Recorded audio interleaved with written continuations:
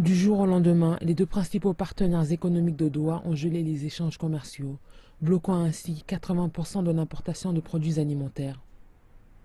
Le siège économique vise à contraindre l'Émirat à accepter leurs termes politiques, mais jusqu'à présent, il n'a obtenu aucun succès. It is not possible for a simple reason.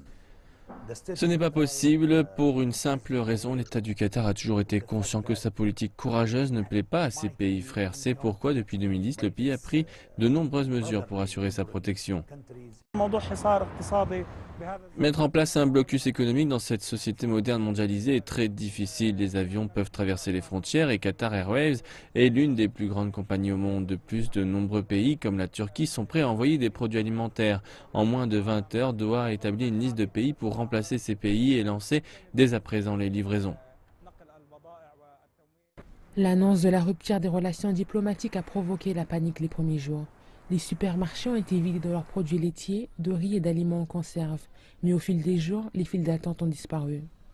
Le Qatar n'a toutefois pas abandonné son rêve d'accueillir la Coupe du monde de football de 2022.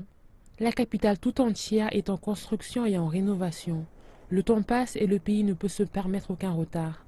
Les matériaux de construction sont principalement importés des Émirats arabes unis et de l'Arabie saoudite.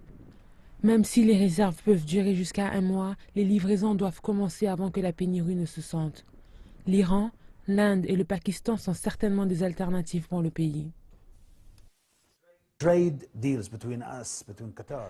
Les accords commerciaux entre le Qatar et les pays du Conseil de coopération du Golfe n'excèdent pas 30 milliards de dollars, alors que les accords commerciaux entre l'Émirat et le reste du monde dépassent 250 milliards. Donc nous n'allons pas suffoquer comme beaucoup de personnes le pensent.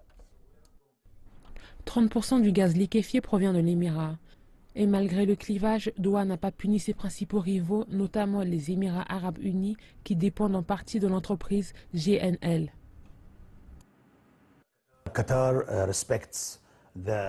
Le Qatar respecte l'accord avec les Émirats arabes unis. Nous ne voulons pas arrêter le flux parce que nous sommes préoccupés par nos familles en Émirats arabes unis. Les investissements à l'étranger du Qatar sont estimés à près de 50 milliards de dollars. Le pays détient divers portefeuilles allant des biens immobiliers aux banques dans les pays riches.